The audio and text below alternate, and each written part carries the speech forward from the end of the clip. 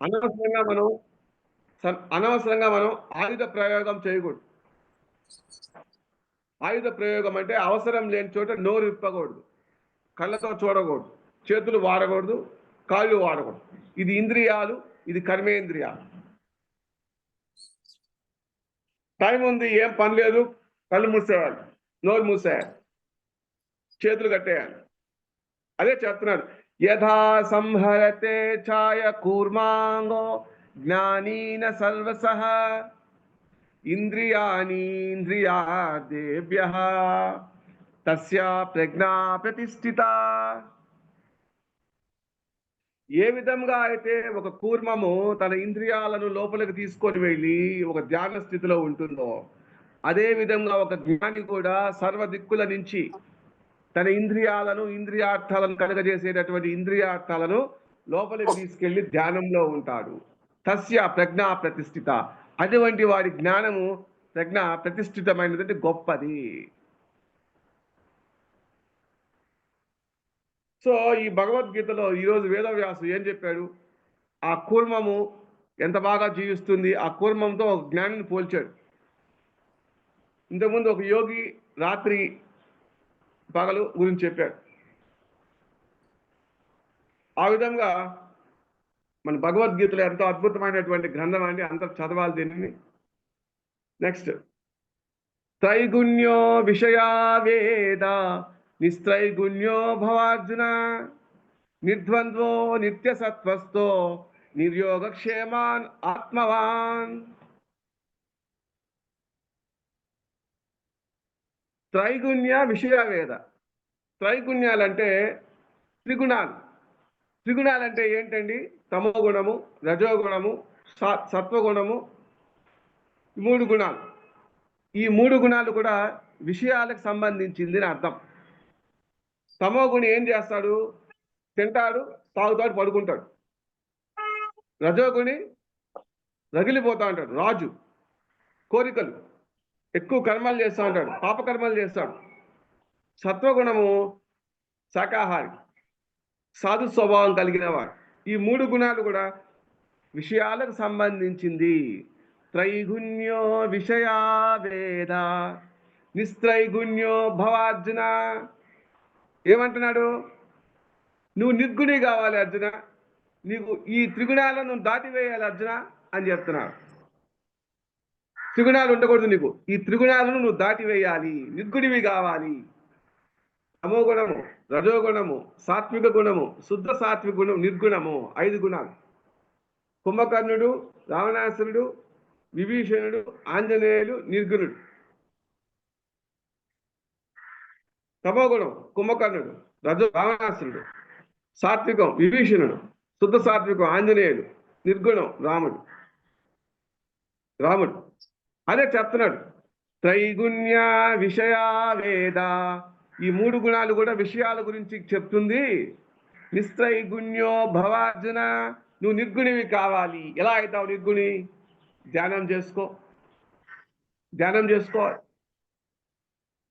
ఎక్కువ ధ్యాన సాధన చేస్తా ఉంటే మూలాధారం నుంచి మనం అనాహతంకి వచ్చి విశుద్ధకు వస్తే మహాత్ముడు, ఋషి, పరమాత్ముడు అయినప్పుడు నిర్గుణి, బ్రహ్మజ్ఞాని. ఇక్కడ బ్రహ్మరంధ్రంలోకి చేరుకున్నావంటే సహస్రారానికి చేరుకుంటావు. సహస్రానికి చేరుకున్నావంటే నువ్వు నిర్గుణి, ఏ గుణము ఉండదు. అదే నిర్ద్వంద్వో, ద్వంద్వాలకు అతీతంగా వెళ్ళు. ద్వంద్వాలంటే ఏంటి? లాభము, నష్టము, ఆడ మగ, కష్టము, సుఖము, పగలు, రేయి, అన్ని ద్వంద్వాలే. ఆ ద్వంద్వాలను వదిలేసి ఏకభావనలో రా. ఏకభావన ఎప్పుడు వస్తుంది? ఈ 2 కళ్ళు దాటేసి ఏకమైనటువంటి 3వ కన్నుకు నువ్వు చేరుకున్నప్పుడు నీకు ఏకము. ఇక్కడి నుంచి కూడా బ్రహ్మరంధ్రంలోకి వెళ్ళిపోయినప్పుడు వైకుంఠ భావన, నిశ్చల తత్వము, అకుంఠితమైనది వైకుంఠము. విష్ణుమూర్తి ఉంటాడు అక్కడ, అక్కడికి చేరుకో. నిర్గుణివిక, అన్ని గుణాలు నీలోనే ఉంటాయి, అంతా నువ్వే. శూన్యం అంటాము, పూర్ణము అంటాం. అదేవిధంగా నిర్గుణివిక. త్రైగుణ్యో విషయా వేద నిస్త్రైగుణ్యో భవార్జున. నిర్ద్వంద్వో నిత్య సత్వస్థో, నిత్యము సత్యముతో ఉండు, సత్యముగా ఉండు, సత్యమే పలుకు, సత్యముగా జీవించు. నిత్య సత్వస్థో నిర్ద్వంద్వో నిర్యోగక్షేమాన్ ఆత్మవాన్. ఆత్మకి యోగక్షేమాలు అవసరం లేదండి. అదే చెప్తున్నాడు, నిర్యోగక్షేమాన్ ఆత్మవాన్. ఆత్మకి యోగక్షేమాలు ఎందుకు? ఆత్మకి చావు లేదు, పుట్టుక లేదు. ఆత్మకి చావు లేదు, పుట్టుక లేదు. నైనం చిందంతి శస్త్రాని నైనం దహతి పావక నైనం క్లేదయంత్యాపో నోషయతి మారుత అని తెలుసుకున్నాం కదా. ఆత్మకి చావు లేదు, పుట్టుక లేదు. ఆత్మ నీటిలో వేసిన నానదు, అగ్గిలో దహించగజాలదు, శస్త్రాలు ఆత్మను ఛేదింపజాలదు. అలాంటప్పుడు ఆత్మకి యోగక్షేమాలు ఎందుకు? వదిలే పో, ఎక్కడికైనా వెళ్ళు, కూర్చొని ధ్యానం చేసుకో, అంత తిను, అంత స్నానం చేయి, హాయిగా ప్రకృతి జీవించు. యోగక్షేమాలు ఆత్మకి ఎందుకు? వదిలే అంటున్నాడు.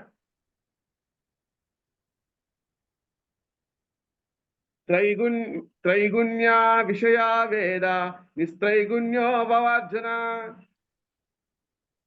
నిర్ద్వంద్వో నిత్య సత్వస్థో నిర్యోగక్షేమాన్ ఆత్మవాన్. ఎంత బాగా చెప్పి ఈ శ్లోకం. ఆత్మవిక యోగక్షేమాలు వదిలే, ద్వంద్వాలు వదిలే, నిత్యము సత్యముతో ఉండు, త్రిగుణాలు వదిలే, విషయాలు వదిలే అని శూన్యుడిగా అని చెప్తున్నా. ఆ వేదవ్యాసుడు ఒక శ్లోకం రాశాడంటే దాని వెనకాల భావాన్ని తీసుకోవాలి మనం. దాన్ని మనం చదివి విని అర్థం చేసుకొని జీర్ణం చేసుకోవాలి. జీర్ణము ఏ విధంగా ఆహార పదార్థాలు తింటే జీర్ణమై శరీరానికి బలాన్ని ఇస్తుందో, ఆ విధంగా భగవద్గీత కూడా మనం చదివినా వినినా అది మనసులోకి వెళ్ళి ఆత్మలోకి వెళ్తుంది. అప్పుడు అది మన జీవితంలోకి వస్తుంది. కర్మజం బుద్ధియుక్తా హి ఫలం త్యక్త్వా మనీషణ. కర్మజం బుద్ధియుక్తా హి ఫలం త్యక్త్వా మనీషణ జన్మబంధ వినిర్ముక్తా హి పదం గచ్చతి అవినాయినం. ఏమంటున్నాడు? బుద్ధి అంటే జ్ఞానము ఉన్నవాడు తెలివిగా కర్మ చేసిన ఆ ఫలాన్ని వదిలేస్తాడు. కర్మజం ఫలం త్యక్త్వా మనీషణ. అటువంటి మనిషి జన్మబంధ వినిర్ముక్తాహి, జన్మబంధనాలో చిక్కుకోడు. పదం గచ్చతి అంటే అతనికి ఒక పదవి లభిస్తుంది. ఏంటయ్యా ఆ పదవి అంటే అవినాయినం, మరు జన్మ లేదు.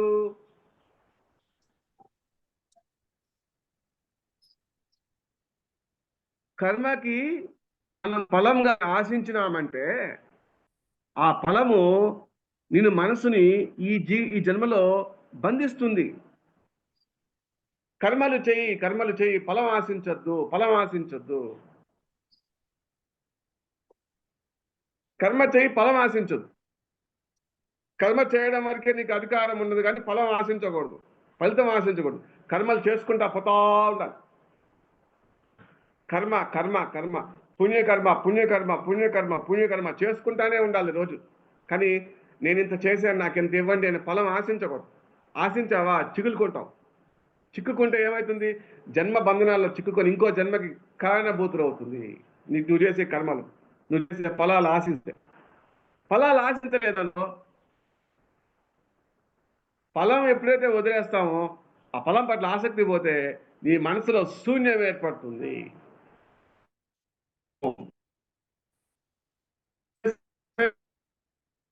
మోక్షము, దానమే మోక్షము, పుణ్యమే మోక్షము.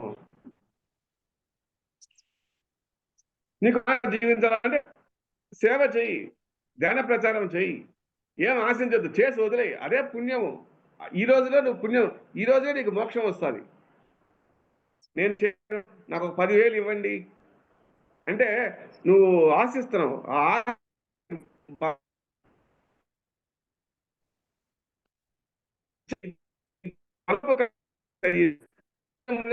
కోసం పరులకు ఉపయోగపడడానికి ఈ శరీరం ఉంది. ఎంతమంది ఇస్తే అంతమంది శరీరాన్ని 10 మందికి ఉపయోగపడాలి. ఏదో ఒకరు మట్టు కలిసిపోతుంది శరీరం. ఆ మట్టిలో కలిసిపోయే లోపల ఇది అందరికీ సేవ చేశారు. అప్పుడు ఈ శరీరం ఈ భూమి మీద అమృతమూర్తిగా ఉంటుంది. అప్పుడే ఈ శరీరం అమృతమూర్తిగా ఉంటుంది. లేకపోతే వాడు సచ్చినా సావడు. ఎవరు ఏమి చేయలేదనుకో నిజంగా సచ్చినట్టే.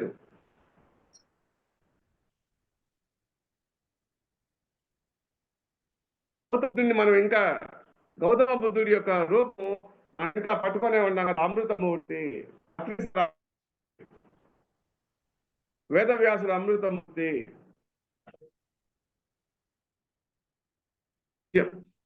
కవచం బుద్ధియుక్తా హి పదం త్యక్త్వా మనిషా జన్మబంధ వినిర్ముక్తా హి పదం గచ్చతి అవినాయినం. ఎంత చెప్పాడు చూడు వేదవ్యాసుడు మాట్లాడాడు. గొప్ప యోగీశ్వరుడు. ఎట్లా రాశాడు కానీ కుండలిని శక్తి బాగా యాక్టివేట్ అయ్యి రాశాడు. శిష్యులు కూర్చొని రాశాడు.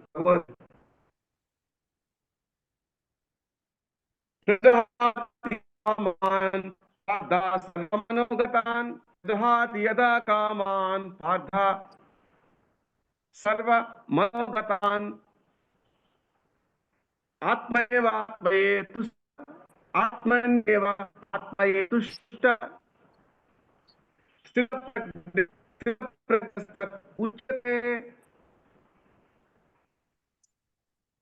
స్థితప్రజ్ఞుడు అంటారు.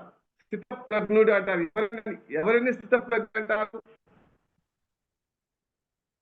ఎవరైతే ఆత్మలో సంతోషపడు, ఆత్మలోనే సంతోషపడుతూ ధ్యానం చేసుకుంటూ తనను తాను చూసుకుంటూ ఆత్మలోనే సంతోషంగా ఉన్నాడని స్థితప్రజ్ఞుడు అంటారు.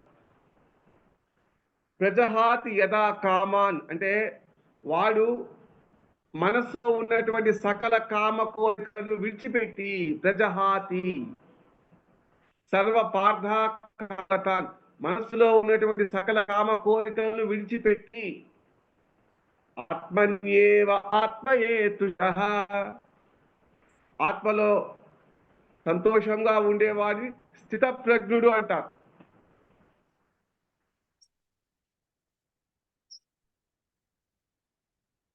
అర్థమైందండి?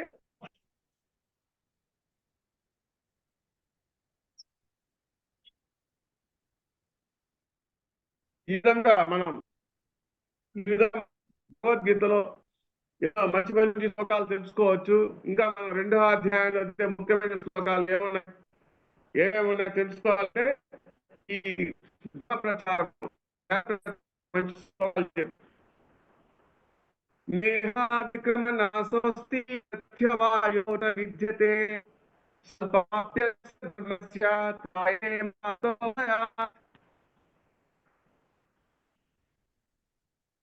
నా అధిక్రమణాసోస్తి అంటే ఇహ ఈ లోకంలో అభివృద్ధి అనేది నాశనం లేదు.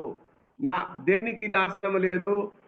ధర్మ ప్రచారము సత్యవాయోన విద్యతే అంటే దోషం ఉండదు దీనికి.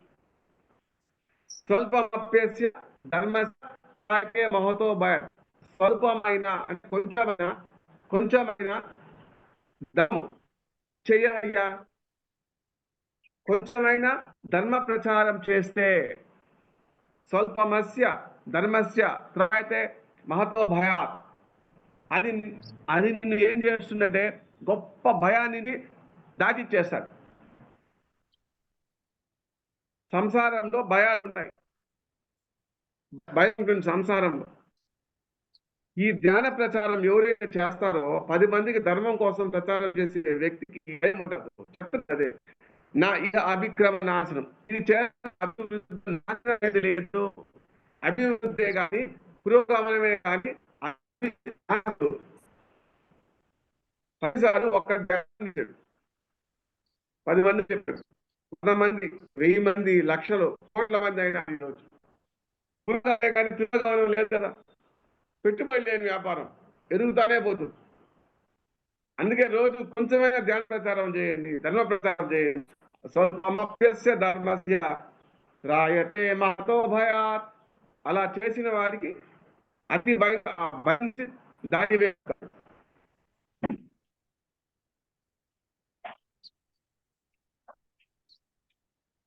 వ్యవసాయాత్మిక బుద్ధి వ్యవసాయాత్మిక బుద్ధి నందన బహుశ్య అనంతాస్తు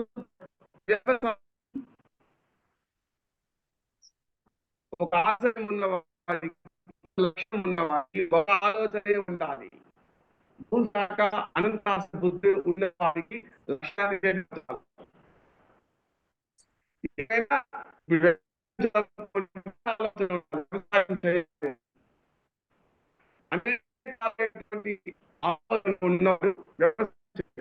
అదేవిధంగా జీవితాన్ని ఉన్నవాడు ఒకే జీవించాలి. ఒకే అర్థం కావట్లేదు.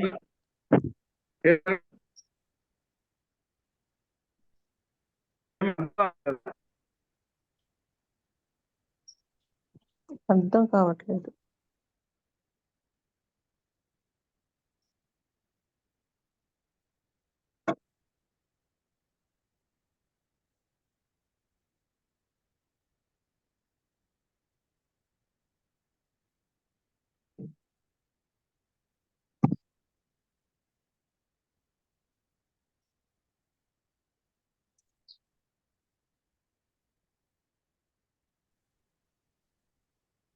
సార్ మీ వాయిస్ స్ట్రక్ అయింది sir. Sir sir voice cut అయిందండి.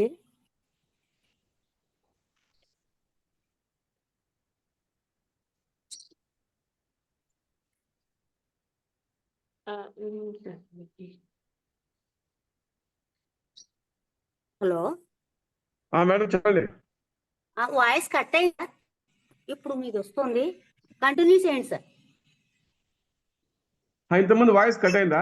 అవును సార్, అప్పుడే ఒక 2 నిమిషాలు కట్ అయిందండి. కంటిన్యూ చేయండి సార్. ఎంతసేపు కట్ అయింది మేడం? ఒక 3 నిమిషాలు కట్ అయింది సార్. 3 నిమిషాలా? Okay sir. ఓకే.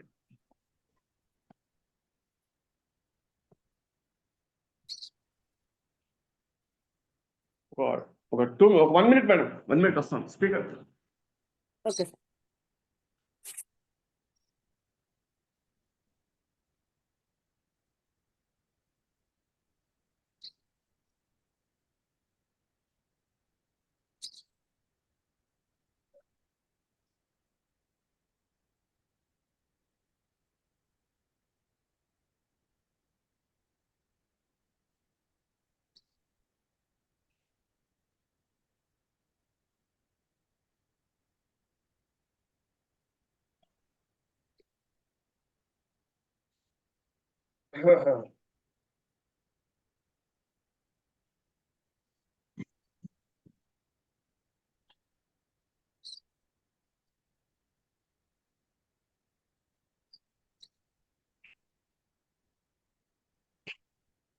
ఓకేనా సార్? ఇప్పుడు స్టార్ట్ చేస్తా మేడం.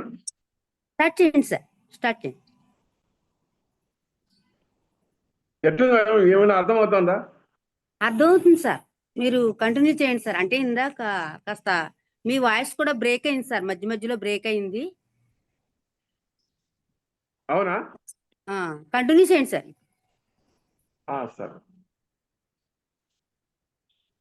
నెక్స్ట్ మనం ఈ 2వ అధ్యాయంలో నుంచి 2వ అధ్యాయం మళ్ళా నెక్స్ట్ ఎపిసోడ్ లో మనం ఏదైనా మిగిలి ఉంటే కొన్ని శ్లోకాలు ఒకసారి మళ్ళా చెప్పుకుందాం. ఇప్పుడైతే 2వ అధ్యాయానికి నిన్న పోయిన సెషన్ లో చాలా చెప్పినాం, ఈ సెషన్ లో చాలా చెప్పుకున్నాం. ఇంకా ఏమైనా కొన్ని ఉన్నాయి, అది నెక్స్ట్ ఎపిసోడ్ లో మనం కంటిన్యూ చేసుకుందాం. ఈరోజు 4వ అధ్యాయంకి మనం జంప్ చేద్దాం. బహూని మే వ్యతీతాని జన్మాని తవ చార్జున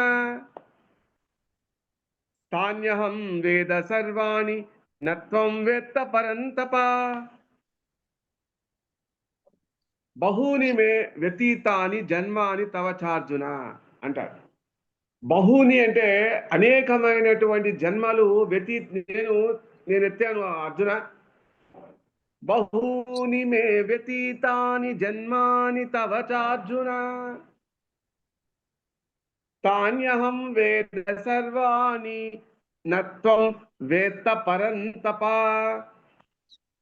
తాన్యహం, తాన్యహం అంటే అహం అంటే నేను, తాన్ అంటే వాటి గురించి, వేద జ్ఞానం, సర్వాణి సకల జన్మల యొక్క జ్ఞానం నాకు తెలుసు.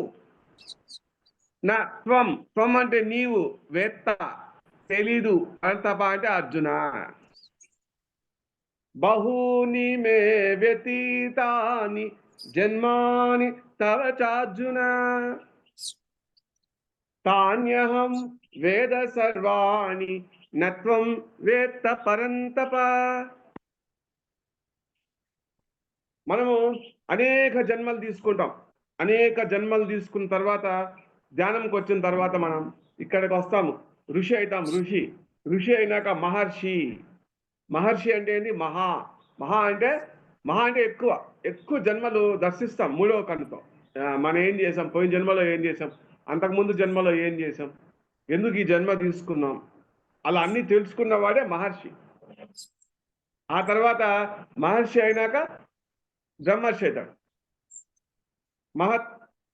మహర్షి అంటే అనేక జన్మలు తీసుకుంటాడు. నేను కూడా అనేక జన్మలు చూసుకున్నాను నా జీవితంలో. ఎందుకు ఈ జన్మ ఎత్తున్నాను, ఏం చేయాలి? మహర్షి, బ్రహ్మర్షి అని చెప్తున్నాడు. బహూని మే వ్యతీతాని జన్మాని తవ చార్జున తాన్యహం వేద సర్వాణి. నాకు అన్ని జన్మలు యొక్క జ్ఞానము తెలుసు.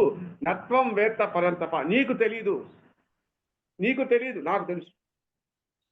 ఎందుకో ఆయన బ్రహ్మర్షి, కృష్ణుడు, అర్జునుడు కాలేదు.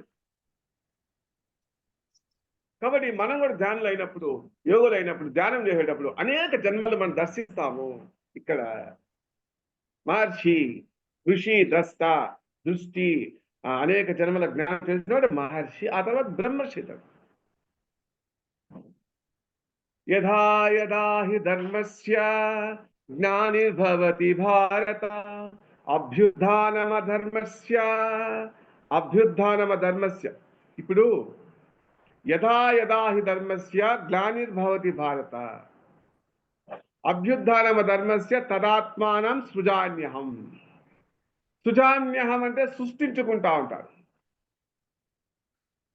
యథా యథా హి ధర్మస్య, ఎప్పుడైతే ధర్మము కుంటుపడుతుందో, ఈ ప్రపంచంలో సరిగ్గా నడవదో, అభ్యుత్థానమ ధర్మస్య, అటువంటి ధర్మాన్ని అభివృద్ధి చేయడానికి, అటువంటి ధర్మాన్ని అభివృద్ధి చేయడానికి తదాత్మానం సృజామ్యహం.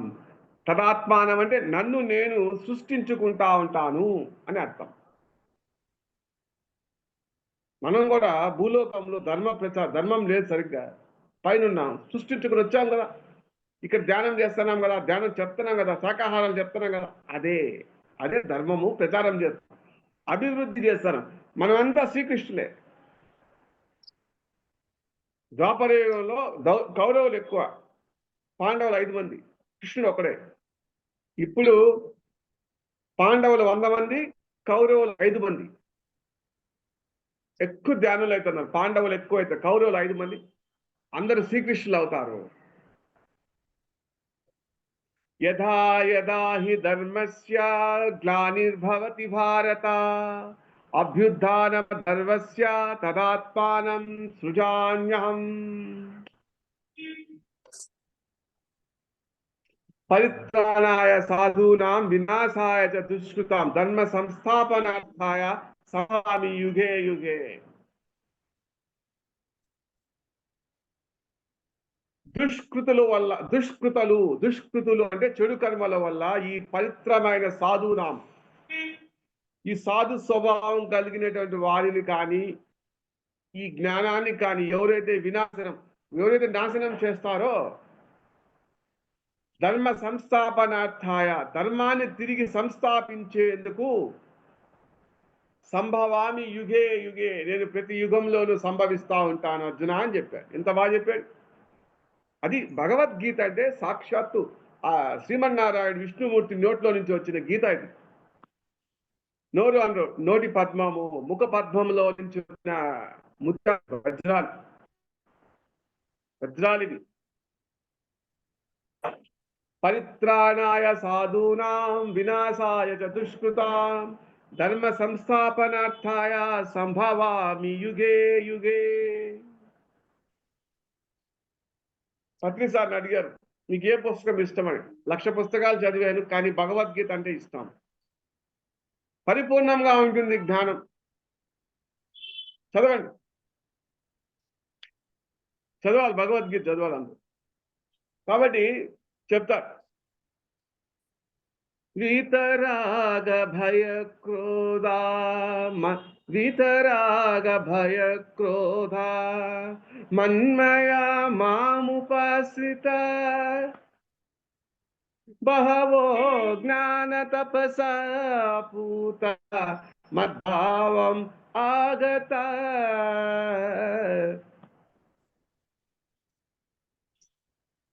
వీతరాగ భయక్రోధ అంటే వీతం అంటే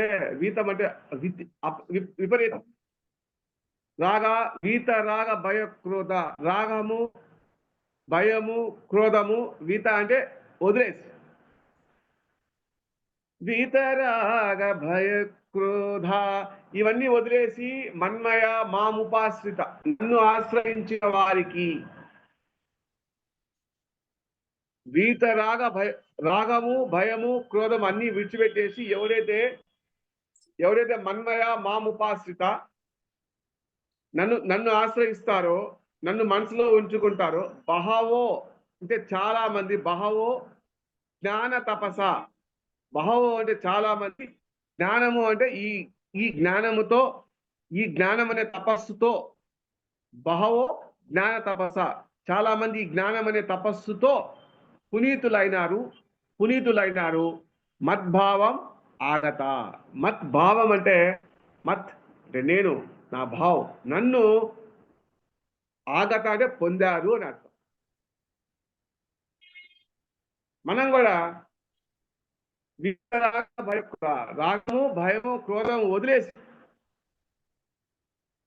మన్మయా మాముపాశ్రిత అంటే మనలో మనం వెళ్ళిపోయి ధ్యానం చేసుకుంటా ఉంటే, మన్మయ మాముపాశ్రిత, మనల్ని మనమే ఆశ్రయించుకుంటా ఉంటే, బహవో చాలా మంది లాగే జ్ఞాన తపస, ఆ జ్ఞానం అనే తపస్సుతో పునీతులై మనకు కూడా ఏదో ఒక రోజు ఆత్మ సాక్షాత్కారం జరుగుతుంది.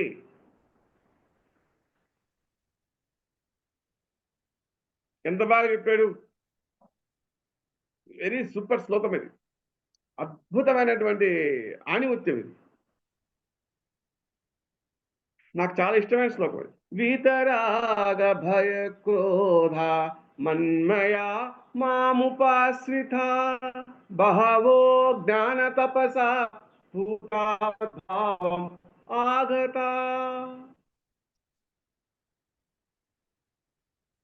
అంటే మనం ఆశ్రయించుకోవాలి, మన లోపలికి మనం వెళ్ళిపోవాలి. రాగము, భయము వదిలే ధ్యానంలోకి వెళ్ళిపోవాలి. అప్పుడు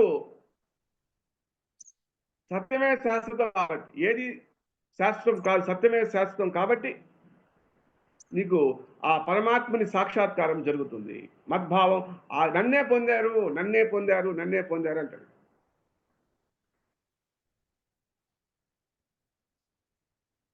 అది చెప్తున్నాడు. శ్రద్ధావాన్ లభతే జ్ఞానం, శ్రద్ధావాన్ లభతే జ్ఞానం తత్పరసంద్రియః జ్ఞానం లబ్ధ్వా పరాం శాంతి అచిరేణాధిగచ్చతి. అర్జున, శ్రద్ధ వాడికే జ్ఞానం లభిస్తుంది. శ్రద్ధ ఉన్న వాడికే జ్ఞానం లభిస్తుంది. శ్రద్ధ లేని వారికి జ్ఞానం లభించదు కాక లభించదు. ఎట్లా శ్రద్ధ కలుగుతుంది? సత్యం తెలుసుకోవాలి. వాడేం చేస్తాడు? తత్పరసం యతేంద్రియ, ఇంద్రియాలను ఇంద్రియాలను లోపలికి తీసుకొని సమీకరించి అలైన్మెంట్ చేసుకొని ధ్యానం చేసుకుంటా ఉంటాడు. వాడికి శ్రద్ధ ఉంది, తెలుసుకోవాలి సత్యమని. అటువంటి వారికి జ్ఞానం లభిస్తుంది. జ్ఞానం లబ్ధ్వా పరాం శాంతి, జ్ఞానం లభించిన వాడికి పరమ శాంతి లభిస్తుంది. అచిరేణాది గచ్చతి. అచిరేణాది గచ్చతి అంటే లభిస్తుంది, గచ్చతి అంటే వస్తుంది, అచిర కాలంలోనే వస్తుంది, త్వరగా వస్తుంది శాంతి. ఆ జ్ఞానం లభిస్తే ఆ పరమ శాంతి త్వరగా వస్తుంది. జ్ఞానం లేదనుకో శాంతి రాదు. మరి ఆ జ్ఞానం ఎవరికి వస్తుంది చెప్తున్నా కదా, శ్రద్ధావాన్ లభతే జ్ఞానం. శ్రద్ధ ఉన్న వారికే జ్ఞానం లభిస్తుంది. మరి అంత శ్రద్ధ తెలుసుకున్నవాడు, శ్రద్ధ ఉన్నవాడు ధ్యానంలో కూర్చోవాలి. అప్పుడు ఈ బ్రహ్మానంద సత్యం నుంచి వారి జ్ఞానం తెలుస్తుంది. నేను పరమాత్మ స్వరూపాన్ని, అందరూ పరమాత్మ స్వరూపులు. మమాత్మానం సర్వభూతానం, సర్వభూతానం మమాత్మానం. అందరూ నేనే, నేనే అంతా అని తెలుసుకుంటాను. నేనే అంతా ఉన్నాను, అంతా నేనే అని తెలుసుకున్న వాడికి జ్ఞానం వచ్చినట్టే. ఇంకా వాడికి శాంతే కదా. కాబట్టి మనకి శ్రద్ధ ఉండాలి జీవితంలో, జ్ఞానం తెలుసుకోవాలి, జ్ఞానం కావాలి. నువ్వు జ్ఞానం లేకపోతే నీకు వేస్ట్. ఎందుకు చేయాలి ధ్యానము? ధ్యానం ఎందుకు చేయాలి అసలు? జ్ఞానం కోసం చేయాలి ధ్యానం. జ్ఞానం జ్ఞానం కోసం ధ్యానం చేసుకో. చేయగా చేయగా చేయగా చేయగా నీకు జ్ఞానం వస్తుంది. నేను 30 ఏళ్ళ నుంచి చేస్తున్నాను ధ్యానం, 30 years. 3 గంటలు 4 గంటలు రాత్రి అంతా కూర్చోవడం. 38కి పెళ్లి చేసుకున్నాము. పత్రిసారితో తిరిగాను. సో జ్ఞానం వచ్చింది నాకు. ఇప్పుడు ఆ జ్ఞానాన్ని నేను అందరికీ పంచుతున్నాను. పొద్దున్న నుంచి రాత్రి వరకు నా పని ఆ జ్ఞానాన్ని పంచడమే. కాబట్టి శ్రద్ధావాన్ లభతే జ్ఞానం తత్పర సంయతేంద్రియ జ్ఞానం లబ్ధ్వా పరాం శాంతి అచిరేణాది గచ్చతి. కాబట్టి శ్రద్ధ పెట్టాలి, గురువుల్ని ఆశ్రయించాలి, పత్రిసార్ లాంటి సద్గురువుల్ని ఆశ్రయించాలి, భగవద్గీత చదవాలి, సజ్జన సాంగత్యం చేయాలి, తెలుసుకోవాలి ఏముంది జీవితంలో, నాకెందుకు దుఃఖం కలుగుతోంది,